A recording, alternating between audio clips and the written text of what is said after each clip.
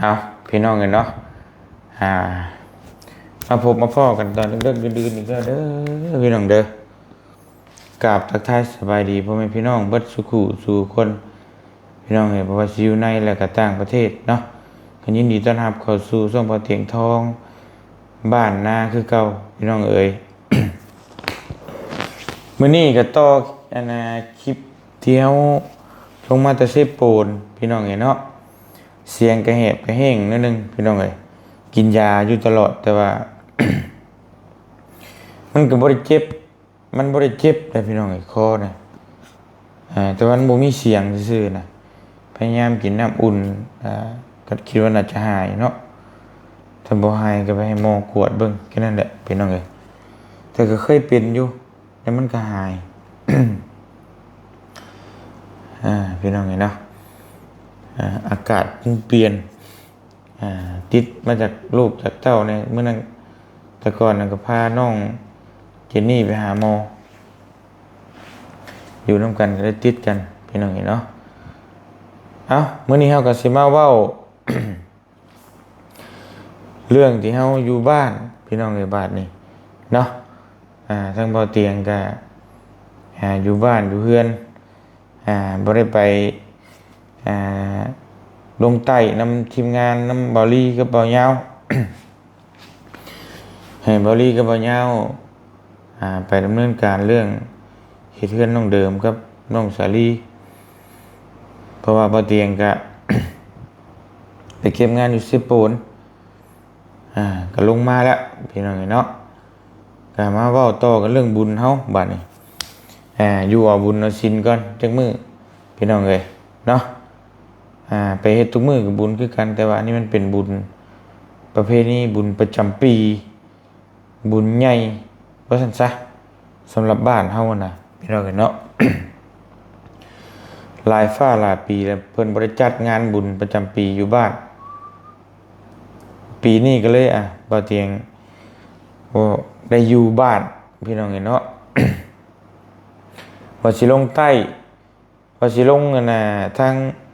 ใต้พุ่นทั้งน้องเดิมน้องชาลีมันก็พอกระเทินน่ะ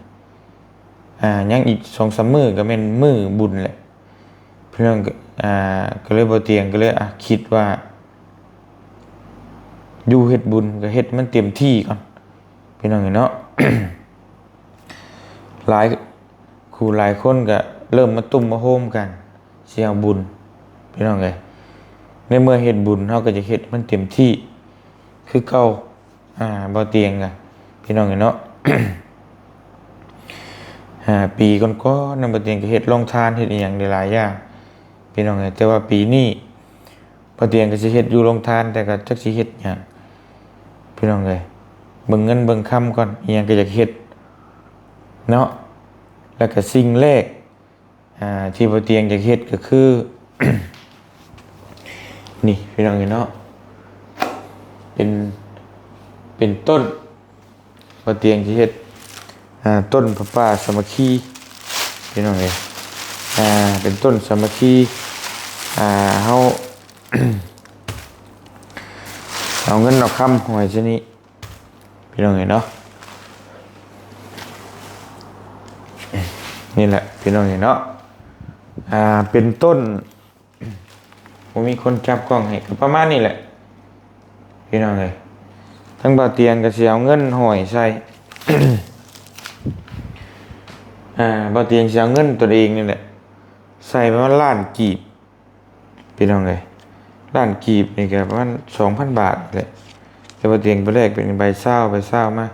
เป็นเงินใหม่บ่าเตียงสิหอยซะนี่เงินจำนวนนี้พี่น้องหอยใช่แล้วก็ไก่ฮอดมือฮอดย่ามเขาก็สิเฮกันแล้วก็สิแพ่ให้ออกตัวเหมือนออกตัวญาติโยมพ่อแม่พี่น้องนั่นแหละพี่น้องเอ้ยว่าออกตัวญาติโยมก็ได้เนาะแต่เป็นทรัพย์ทั้งพระพี่น้องเอ้ย บ่เตียงสิเฮ็ดคือปีก่อนๆนั่นนะพี่น้องเฮาเว้าง่ายๆน่ะสิแพ่พี่น้องเอาเงินเข้าวัดนั่นแหละเนาะ บ่เตียงก็เฮ็ดของบ่เตียงเพื่อว่าผู้ใดจะเฮ็ดบุญนำหั่นน่ะก็ร่วมกันคือเฮ็ดต้นผ้าป่าแหละพี่น้องมีผู้ริเริ่มสิเฮ็ดแล้วก็มีผู้ใดอยากมาต่อใช้ก็ต่อใช้เอาบุญนำกันทั้งเบิดทั้งมวลนี่ก็ลงถวายให้วัดเพิ่นก็สิเอาไปเฮ็ดสร้างตอนนี้เพิ่นสร้างอีหยังหลายอย่างอยู่เดี๋ยวมื้ออื่นบ่เตียงสิถ่ายพี่ให้น้องเบิ่งเนาะ ว่าง่ายคือแผ่ปัจจุปัจจัยหรือว่าระดมทุนไปสร้างศาลาพัฒนาวัดนั่นเองพี่น้องเอ้ยว่าแบบง่ายๆก็หาเงินเข้าวัดนั่นแหละเนาะแต่กับบ่เตียงนี่ก็คือบ่เตียงสิเฮ็ดอยู่แล้วนะพี่น้องเนาะคือไผบ่เฮ็ดเฮ็ดบ่เฮ็ดก็บ่เตียงสิเฮ็ดตั้งใจไว้อยู่แล้วนะบ่เตียงก็สิเอาเงินน้อยมาใส่นี่แหละ ปีก่อนๆนั้นบ่เตียงก็เฮ็ดได้เพได้หลายล้านอยู่พี่น้องเพิ่นก็ได้เฮ็ดกุฏิอีหยังแล้วก็เฮ็ดหอกองหลายอย่างอยู่นี่ก็เป็นอีกหนึ่งญาติพี่น้องนี่แหละผู้ใดอยากเอาบุญน้ำกันกับมาพี่น้องเนาะบ่เตียงสิห้อยไว้ให้ผู้ละเล็กผู้ละน้อยก็ได้เบิดเด้อพี่น้องเอ้ยเพราะว่าบ่เตียงสิเป็นแบบนี้คือมีหยังก็มาบอกบุญกันนะพี่น้องเนาะเพราะว่า บ่เตียงกับศาสนาพุทธ FC บ่เตียงส่วนหลายกับพ่อแม่พี่น้องประมาณ80-90%ศาสนาพุทธเบิดเลยพี่น้องเนาะคือบ่เตียงสิเฮ็ดหยังก็แล้วแต่เลยพี่น้องเอ้ยยามมีบุญมีศีลนั่นน่ะบ่เตียงก็คือเห็นแบบว่าทางพ่อแม่พี่น้องมันก็จะเฮ็ดบุญนั่นน่ะเกี่ยวกับวัดกับว่านี่พี่น้องเนาะพอบ่เตียงก็เลยโอ้ยพี่น้องเอ้ยก็เลยจะพา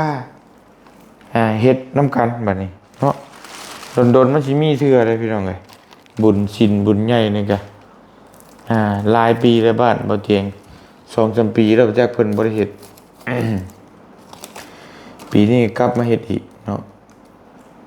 ถ้าเฮาก็สิเฮ็ดมันเต็มที่พี่น้องเอ้ย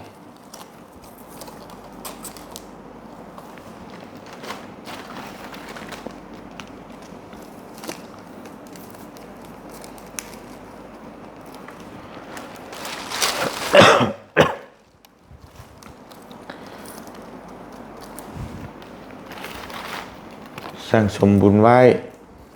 สั่งสมไว้หลายๆพี่น้องเอ้ย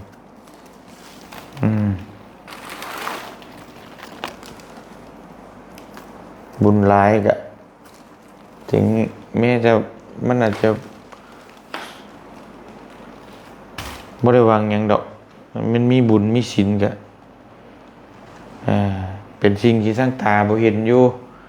เรื่องบาปเรื่องบุญนี่ก็แต่ว่า เฮาก็สิเห็นเองเนาะพี่น้องเฮ็ดบุญมาชีวิตเฮาสิเป็นไปได้เฮาสิเจอหยังเฮ็ดบาปมาเฮาสิเจอหยังเฮาก็ฮู้อยู่แก่ใจน่ะ เพราะฉะนั้นบ่เตียงก็บ่ได้ชนว่าไผสิเฮ็ดหรือบ่เฮ็ดแล้วแต่ไผบ่เฮ็ดบ่เตียงก็เฮ็ดเนาะผู้ใดอยากได้บุญก็เฮ็ดพี่น้องเอ้ยเรื่องบุญเรื่องศีลนี่มันบังคับกันบ่ได้เลยพี่น้องเอ้ยเป็นบังคับกันกับบาปอีกเนาะบังคับกันเฮ็ดบุญนี่คือกันอันนี้บ่เตียงก็สินำพาเฮ็ดเพราะว่าผู้ใหญ่เพิ่นบางท่านก็อยู่ต่างประเทศเพิ่นก็บ่จักความเฮ็ดเด้พี่น้องเนาะ บ่แม่นว่าบ่จักความเฮ็ดบ่มีผู้เป็นไม้เป็นมือให้เพิ่นนะบ่ผิดบ่มีผู้เป็นผู้แทนเพิ่นว่าซั่นซะเพิ่นมีเงินอยู่อยากเฮ็ดบุญอยู่แต่ว่าไผสิเฮ็ดให้เพิ่นบัดก็นี่แหละทั้งบ่เตียงและทีมงานนี่แหละคือจังเอิ้นว่าสะพานบุญแต่เป็นสะพานให้ผู้ใหญ่เพิ่นเฮาก็เฮ็ดนำพร้อมผู้ใหญ่เพิ่นจะเฮ็ดเพิ่นก็เฮ็ดนำพร้อม เฮาก็ได้บุญพร้อมเพิ่นก็ได้บุญพร้อมนะพี่น้องก็แบบนั้นแหละก็เฮาเป็นสะพานให้เพิ่นนี่คือกันแหละเพิ่นเบิ่งคลิปเพิ่นอยากโมทนาเพิ่นอยากบุญนำเพิ่นก็ฝากมาใช้นี้ตั้งแต่เพิ่นบ่อยากเฮ็ดเพิ่นเบิ่งซื่อๆแล้วก็แล้วเฮาก็เฮ็ดของเฮาไปพี่น้องเนาะมันก็บ่ได้ยากหยังดอกนะเฮ็ดบุญทานน่ะง่ายๆพี่น้องเอ้ย นี่บ่เตียงเป็นคนพาเฮ็ดนี่บ่เตียงเชื่อว่าเพื่อฮอดมือมันนี่เต็มนี่นะพี่น้องเนาะปีกายนี่ก็จนบ่พอ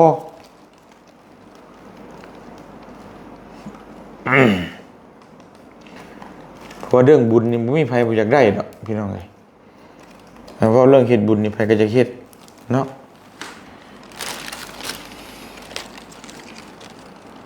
ต่างแต่ว่าคนยุคใหม่คนสมัยใหม่บ่จักคงเฮ็ดจะสิเฮ็ดแบบใดบุญ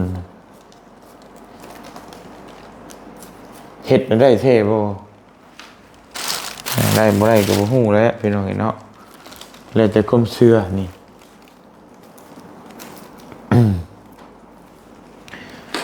บ่เตียงก็สิเอาเงินมาแขนซะนี่บื้นนี่พี่น้องเอ้ยแต่ว่ามื้อนี้คือสิบ่ไหวแล้วดึกหาจังนอนเดี๋ยวสิให้ทั้ง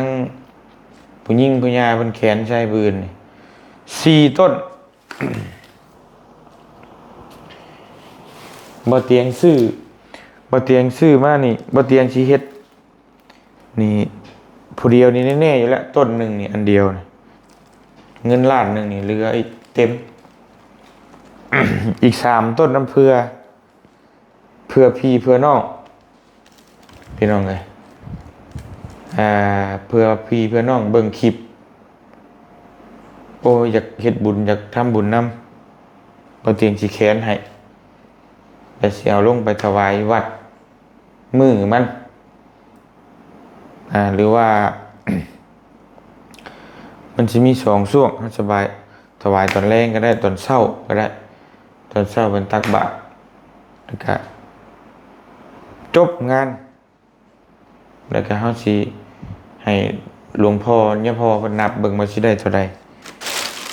พี่น้องเนาะ โอ้ยอันนี้ก็กระดาษหรือว่าเอิ้นว่าจีเหลื่อมมาห่อบังไฟบ่เตียงกับบูชาบังไฟมาบังหนึงพี่น้องเนาะ แล้วก็ซื้อแม็กบ้านเราเอิ้นกระดับเปิงแม็กเตรียมไม่เรียบร้อยหนีบแก๊บหนีบเงินใส่อื่นเตรียมพร้อมบ่ต้องเฮ็ดหยังมีแต่เงินมาในหนีบใช้อย่างเดียวบ่เตรียมให้พร้อมเบิดแล้วสบายหายห่วงพี่น้องเนาะ เอามาเด้อพี่น้องเอ้ยเชิญชวนเอาบุญเอากุศลน้ำกันวันที่30นี่เนาะพี่น้องเอ้ย30เมษายนสิฮอดนี่มีบุญใหญ่บุญบั้งไฟบ้านบ่อเตียงบ้านโคกใหญ่เมืองอุทุมพรแขวงสวรรณเขตบ่อเตียงเฮ็ดต้นจักต้นหยังแหละพี่น้องเอ้ยเชิญว่าต้นผาป่าก็ว่าได้ผาป่ามันก็ต้องจัดเป็นนั้นเนาะ ต้นสามัคคีใช่พี่น้องเนาะต้นร่วมใจทำบุญทำทานพี่น้องเนาะร่วมกันผู้ละเล็กผู้ละน้อยผู้ละนี่บุญเอากุศลน้ำกันผู้ละ5ผู้ละ10การทำบุญไม่ได้ว่าเอาลายนะพี่น้องเนาะเขามีหน่วยก็ทำหน่อยมีลายก็ทำลายคือบ่เตียงเนี่ยก็บ่ได้มีบ่ได้ร่ำบ่ได้รวยบ่แม่นว่าบ่มีแต่บ่หลายหั่นน่ะบ่ถึงกับว่ามหาเศรษฐีคือคนอื่นก็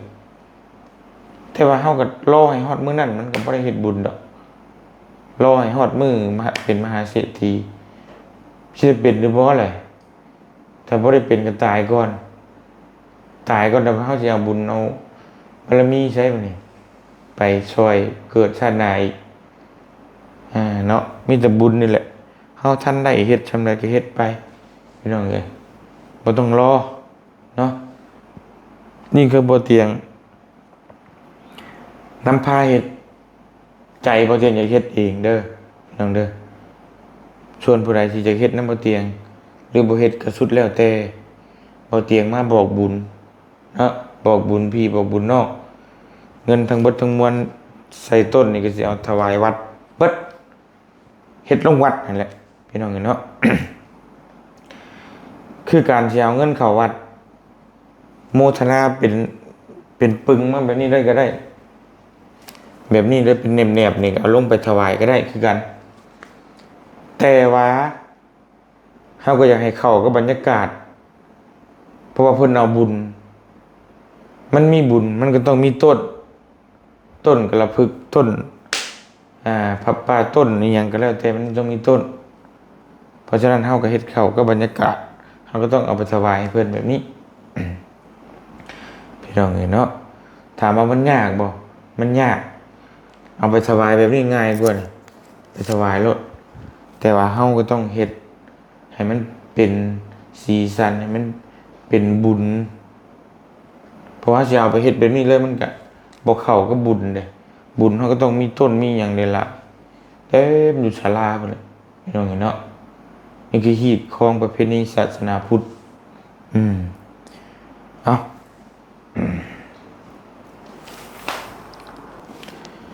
ก็ฝากไว้พี่น้องผู้ใดจะเฮ็ดบุญเฮ็ดกุศลนำบ่เตีย